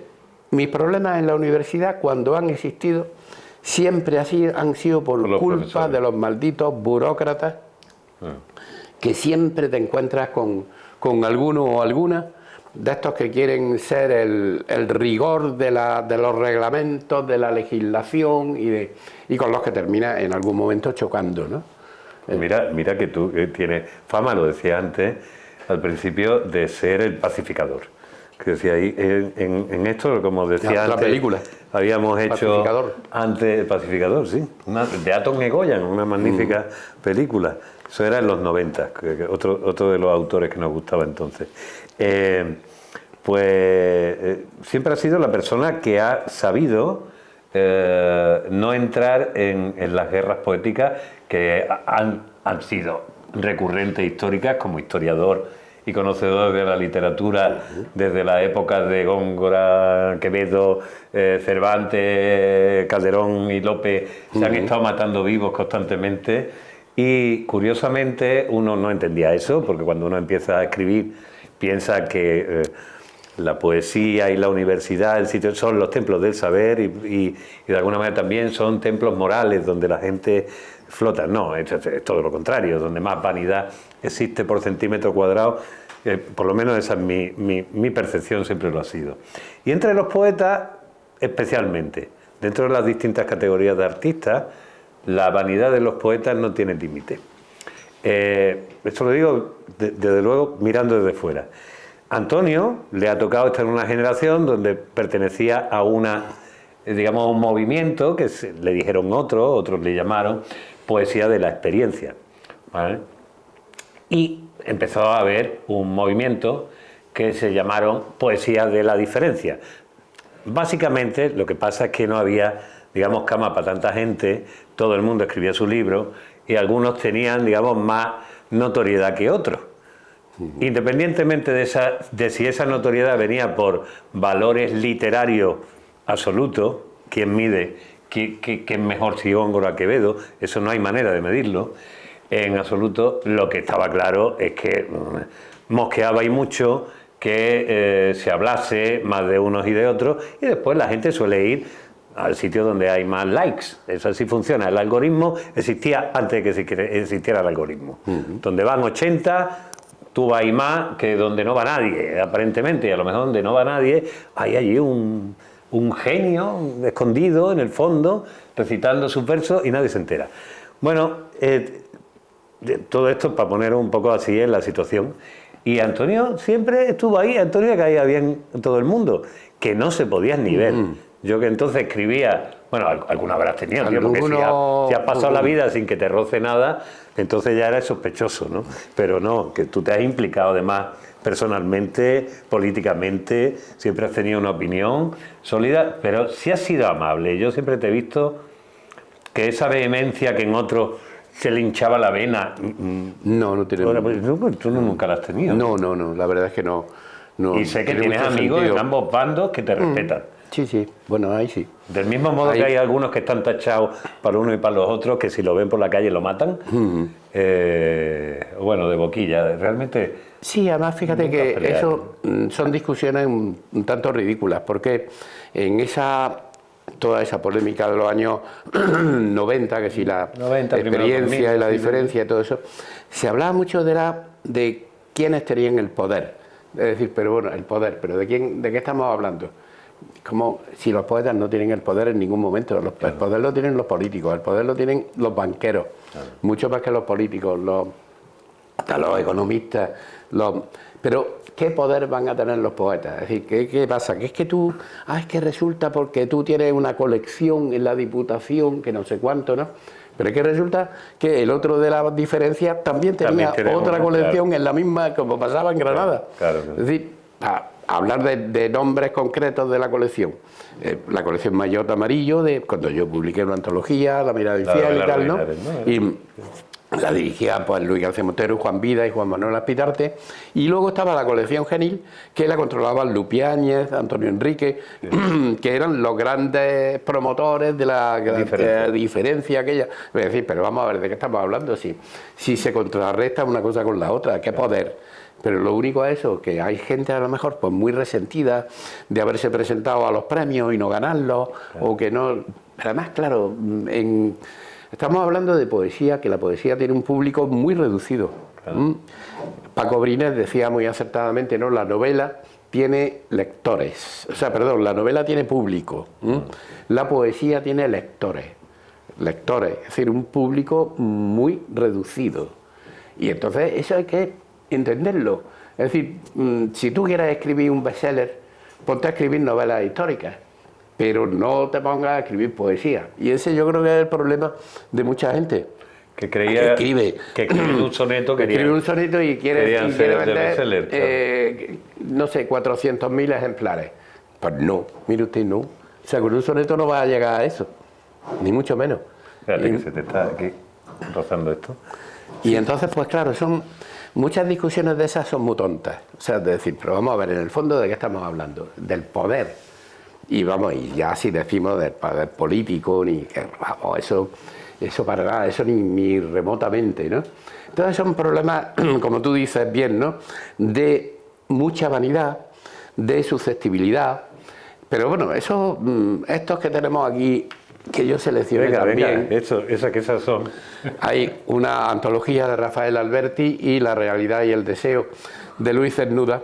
A esto le llamaban la generación de la amistad, vale. Pero tú te pones a profundizar un poco. No se podían ni ver. Y la amistad no veas. Te ves los epistolarios de la gente y te ves los testimonios y las memorias de uno y otro y se ponen a parir, a bajar de un burro. Pero vamos, tremendo, ¿eh? Salinas y Guillén contra Cernuda, Cernuda contra todos. Cernuda era el que al final nadie podía ver. Era tremendo, un tío que caía mal a todo el mundo. Un tío muy susceptible, un tío muy belicoso, ¿no? Y entonces crea ampollas allí por donde va, ¿no? Es decir, que, cuidado, generación de la amistad, cuidado y hasta cierto punto. Porque ahí había lo más grande, ¿no? De dardos que se lanzaban unos a otros y de rivalidades malentendidas. Y, es curioso porque supongo... Y estamos hablando de la generación más consagrada de la poesía española del siglo XX, que es la generación del 27. Imaginaros.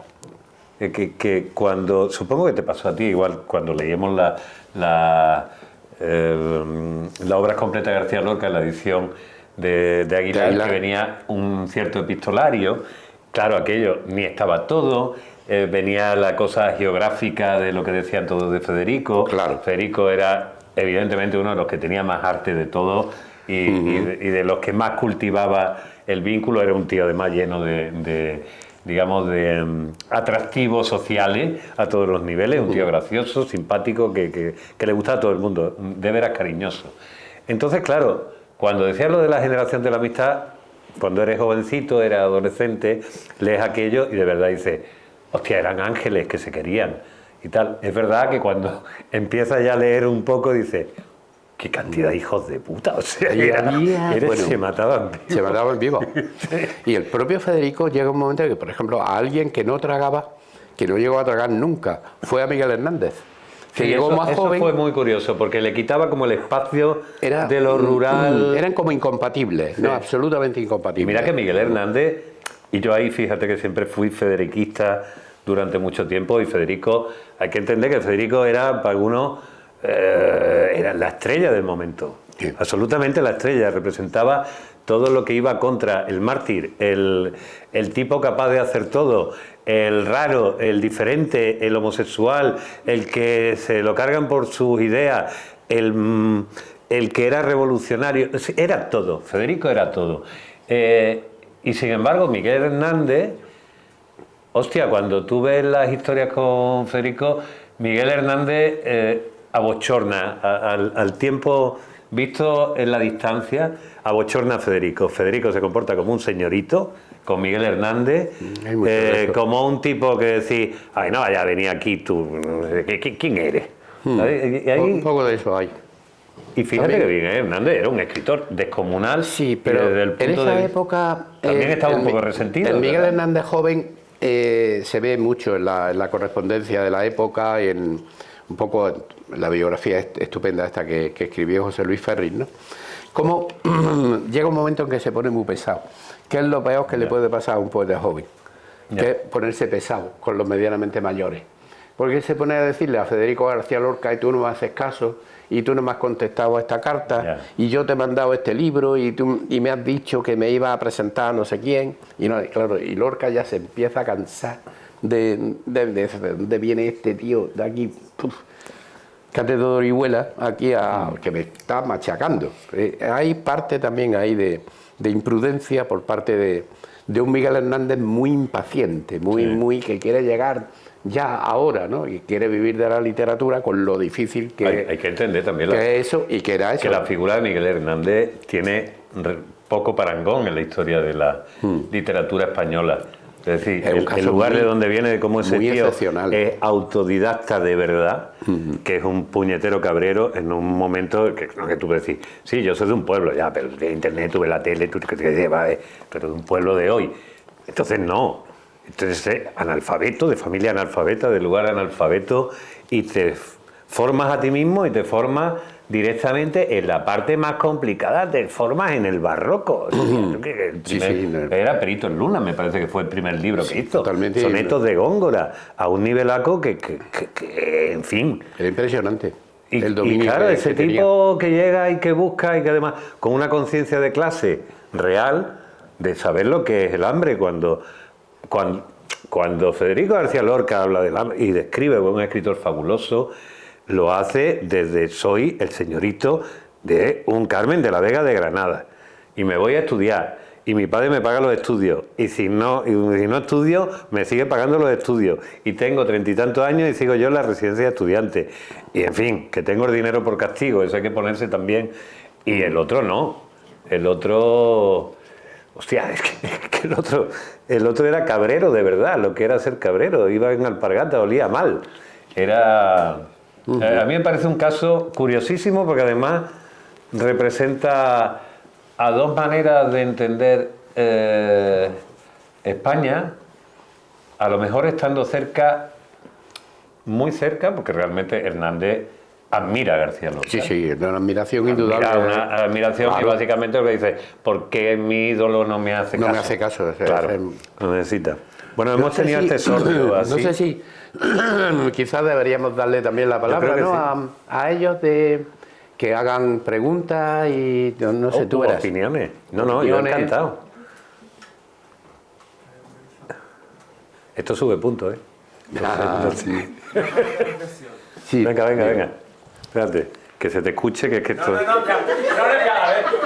Digo que déjame que reflexione en general. Bueno, pero yo voy aquí sacando el micro. Mira, aquí ya tenemos, tú ves. ¡Hombre! ¡Señor Villalobos! Que bueno, un poco a colación con todo lo que estamos hablando del 27, ¿no? Un poco que, y a lo que ha comentado Héctor, a ver, también es que se tiene un poco mitificado en ambos casos ambas figuras, ¿no? Sí. Se podría comentar también todo lo que pasó con Hinojosa y lo de las ilustraciones que tenía que darle Dalí para pagarle lo de los viajes de Málaga, que luego no le dieron nada, cómo le timaron, todo lo que supuso, es decir, y también, es decir, que Lorca era un gran artista, pero también era bastante hijo de puta, o sea, tenía Sí, cosas sí. muy suyas. Y las relaciones que también establecía. Y por otro lado, ¿no? El hecho de que Miguel Hernández, verdad que era cabrero, que tenía pueblo, etcétera, y tal, pero también dentro de lo que es el mundo estamental pueblerino no era la base más baja, ni mucho menos. Por eso tenía una muy buena relación. Es decir, que estamos ante dos figuras distintas, y sobre todo a nivel económico, obviamente, pero que no son, es decir, que las veo bastante mitificadas en muchos aspectos, ¿no? Porque a veces no es que Cabrero, el campo rural, tal. Es decir, obviamente también la construcción del discurso y la famosa anécdota que se cuenta de cuando Lorca llama a Alexandre para presentarle la última obra que tiene, que si no me equivoco el público le pregunta quiénes están ahí reunidos, pues mira, al final tengo otro amigo, resulta que era Miguel Hernández, y a Miguel Hernández se le refería como el mono de Orihuela, ¿no? El que iba escalando siempre los árboles cuando paseaba con Alexandre. Y, es decir, que justo por sacar esos temas y seguir con lo de la desmitificación, que es bastante interesante, ¿no? Por si queréis comentar y sobre todo Antonio ir completando. Incluso el hecho de cómo Hernández acaba intentando escapar, se supone que por Portugal, y por qué lo cogen, ¿no? Por si queréis completar un poco algunas anécdotas más que creo que es importante. Es decir, a mí me gustan los poetas cuando se conocen lo humanamente imperfectos que son, ¿no? Y ese tipo de anécdotas, por si quieren seguir tirando el hilo. Sí, curiosamente, los dos, por desgracia, acaban formando parte del victimario de la guerra civil, porque claro, ahí pues Y en un el crítico mismo que era bando, además, ¿sí? Guillermo de Torre saca en Losada luego un libro ya en los años 40 que se llama Tríptico del Sacrificio. Son 3 capítulos dedicados a Antonio Machado, a Federico García Lorca y a Miguel Hernández. Antonio Machado muerto en el exilio de Collioure, todavía en febrero de 1939, Federico García Lorca asesinado en Biznar en el 36, y claro, Miguel Hernández muerto en las cárceles franquistas en el 42 con una tuberculosis galopante, pero bueno, un caso evidente y clarísimo de represión, porque claro, en un momento estuvo condenado a muerte, pero claro, los mismos tribunales franquistas llegaron a la conclusión de que no les convenía repetir otro caso García Lorca. Y entonces ahí la intervención de José María de Cosío, que era una persona de derecha y tal, ¿no? Pues también intervino, pues en ese caso a favor de Miguel Hernández, pero Miguel Hernández lo tenían que haber sacado y habérselo llevado a un sanatorio de Valencia por el tema de la tuberculosis. Jamás. Porque encima había un cura ahí que estaba encima allí, que quería que se convirtiera, que renegara de sus ideas de comunista y atea y tal, ¿no? Y Miguel Hernández dijo que no, que ni pensarlo, que él no renegaba de nada de lo que hubiera dicho, de lo que hubiera escrito, que él era republicano y comunista y que se dejara de sandeces, de que ahora me voy a hacer yo católico, ni hablar. Y entonces, claro, eso le costó la vida, porque no lo sacaron de la cárcel de Alicante. Eso hay, para quien le interese ya a fondo, ¿no? La figura de Miguel Hernández, hay una biografía que presentamos precisamente este año pasado, ahí en el Centro Andaluz de las Letras, una biografía de José Luis Ferris, que es un escritor alicantino, especialista en su obra, ¿no? Y que cuenta todo eso con detalle, y lo que decía Jorge Villalobos, ¿no? De cómo intenta huir a través de Portugal, y luego un reloj que le había regalado Vicente Alessandre, intenta venderlo como en un sitio de segunda mano, y lo denuncian porque se creen que es un reloj robado, y se lo había regalado Vicente Alessandre. Claro, el tío lo que quería era llegar a Lisboa y desde allí coger ya a su mujer y a su hijo, ¿no? Y largarse para México, como estaban un montón de exiliados republicanos españoles, ¿no? Pero no puede. Él tiene también ahí una mala suerte terrible. ¿Y cómo vuelve a Vigüé? ¿No vuelve otra vez a su pueblo al final?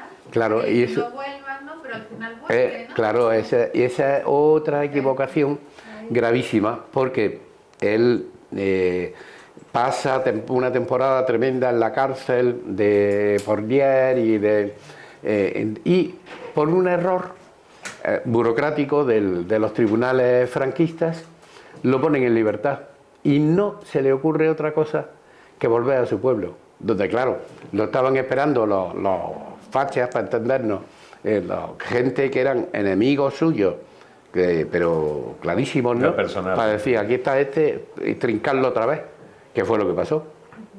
Claro, la vuelta a Orihuela es un error gravísimo del propio Miguel Hernández, que era en el fondo muy, muy ingenuo. Sí, pero si lo piensas bien, Federico, 3/4 de lo mismo cuando decide irse a Granada. También es otro... O sea, que tiene menos vista, te hubieras escapado de muchas... Evidentemente de la tragedia es fácil hablar al pasado en general, pero yo estaba pensando antes con lo que decía Jorge, que es curioso que supongo que en esta época, es decir, nosotros ha llegado a estos autores a partir de una imagen mistificada, absolutamente, a partir de retazos y de relatos que ya se hicieron con una tragedia nacional que había dividido al país completamente, con todo lo que eso significaba, porque estamos hablando de iconos de víctimas que gente enarbola en contra o a favor, y se ha manipulado la historia lo suficientemente como para eso. Hay un escritor y un maestro de escritura que yo recomiendo, porque es vivo, es contemporáneo, peruano, limeño, que se llama Julio Villanueva Chan, uno de los mejores alumnos que fue de García Márquez, que como sabéis era periodista. Son de la gente que digamos que dieron, como aquí tenemos otro grandísimo escritor, poeta y periodista, que dignificaron que es José Infante, que dignificaron la profesión del periodismo. O sea, y hay gente que hace periodismo que son grandísimos escritores, no todos. No la mayoría. Bueno, pues este Julio Villanueva Chan tiene un curso que se llama De cerca nadie es normal, que es un curso sobre hacer retratos literarios de personas. Y a mí me da la sensación, digo, si hoy existieran y tendrían evidentemente cada uno su Instagram, su Twitter, seguramente se habrían dicho tal serie de cosas que siempre llegaría otro que lo sacaría a posteriori. Se habrían pasado 7 pueblos, más de uno, y probablemente muchos estarían cancelados. Porque si se veía lo que hacían en los cuartos oscuros, en los cuartos menos oscuros, o lo que lo hubieran dicho los unos a los otros. Es decir, yo ahora mismo pienso si esta sociedad del control meticuloso de la intimidad permite que de alguna manera las obras, en este caso las obras literarias, puedan prevalecer, o artísticas, puedan prevalecer porque, como de cerca nadie es normal, nadie que le hagan un poco de registro en su pasado puede quedar impune de no haberse pasado precisamente, para la redundancia, más de 7 pueblos. Entonces no sé lo que serían ahora mismo, con esto que decía Jorge, a la luz de los hechos, evidentemente ya hay muchos espacios grises. Lo único que podemos decir es que eran y siguen siendo hoy, a fecha de hoy, 2 gigantescos autores, y que también tenemos que tener en cuenta eso, que los poetas normalmente, amigos hasta cierto punto, son más amigos de los que no son poetas que de los poetas entre sí. Y yo pues, estaba esperando que este hombre que estaba preparando su... ¿no? Al final ha decidido que no... No, sí. ¿Qué le recomendaría a alguien que está empezando a escribir poesía? Como alumno tuyo. Que siempre le recomiendo, porque me viene tradicionalmente mucha, bueno, no mucha gente, pero algunos sí, algunas, para que yo le lea bueno, poemas que han escrito, prosa, y yo siempre les recomiendo lo mismo, y es que amplíen el campo de lecturas. Es decir, que está la tradición inmediata española, ¿no? Bueno, pues aquí los libros que yo seleccioné, de los que me pidió Héctor, ¿no? Pues están los grandes del 27, que a mí me han marcado: Federico García Lorca, Luis Cernuda, Rafael Alberti, sobre el que también hice en buena parte la tesis doctoral, y sí tuve la ocasión de conocerlo personalmente y tener un trato con él bastante frecuente, ¿no? Y luego, pues, los escritores de la generación del 50, que también Jaime Gil de Viedma, Ángel González, el Caballero Bonal, los que son los Blas de Otero, los poetas más importantes de la posguerra, y un poco ampliar también el campo de lecturas de la poesía no olvidar la novela tampoco, ¿no? Pues yo seleccioné también 100 años de soledad, pero podía haber seleccionado Rayuela, de Julio Cortázar, podía haber seleccionado también algunas novelas de Juan Marsé, que a mí me marcaron mucho al principio, Si te dicen que caí, por ejemplo, ¿no? O relatos como Ronda del Guinardó. Es decir, ampliar mucho el campo de lectura, y a partir de ahí pues ir probando como cada uno en su línea, y ahí pues cada cual intenta encontrar su propia voz, por así decir. Es decir, el contar una cosa que a ti te interese contar, y contarla de alguna manera que tú la transmitas bien a tus posibles lectores. Es decir, interesa el qué y el cómo, el qué dices y el cómo lo dices. Incluso yo creo que la segunda parte más todavía. Mucho más. Porque hay muchos temas que se pueden considerar como universales, ¿no? En el sentido, pues claro, que sigue el amor, la muerte, que no sé, mucho. Pero ¿cómo enfoca cada uno eso? Es decir, naturalmente a partir de su propia experiencia y a partir de su propia formación literaria. Y entonces esa parte es la que yo considero fundamental. Por eso digo, es importante que a la hora de escribir tengas cada vez más lecturas. que es un fenómeno que hoy día, lamentablemente, se está dando al contrario. Que hay gente que escribe mucho y lee muy poco. Sí. Y claro, hay un momento que yo no me resisto, yo no sé si es una buena manera de terminar. Mientras busca eso, yo le voy a añadir a eso. Y lee, como yo, lo mío no entra en el examen, eso lo pone, eso viene aparte. Lea a tus contemporáneos. También. Lea a la gente de tu edad, aquí, ahí, allá, porque ahora felizmente ya vivimos en un mundo globalizado. Antes no. Antes lo que sucedía allí no tenía nada que ver con lo que te pasaba aquí, ahora ya no. O sea, felizmente no, quiero decir, que tienes esa posibilidad. Lee lo que están diciendo y cómo están diciendo. Pero sobre todo eso sí estoy de acuerdo, lee mucho y ve cuál es el pulso del tiempo, ¿no? De un libro de poemas satíricos que publiqué pues, justo cuando salió Biología e Historia. Y aquí hay una especie como de aforismos, que 3 apuntes, ¿no? Hay gente que se mueve en el mundo literario con una facilidad envidiable. Si supieran escribir, sería perfecto. Que te traduzcan a otro idioma no mejora el original. Viajar mucho tampoco mejora los escritos. Si acaso, da más soltura con el equipaje. Pero quedaros con el primero, sobre todo, ¿no? Decía, hay gente que se maneja estupendamente. Si supieran escribir, sería maravilloso. Pues ya es la hora, ya hace de hecho un cuarto de hora que deberíamos estar fuera porque esto es una librería y la gente tiene que trabajar.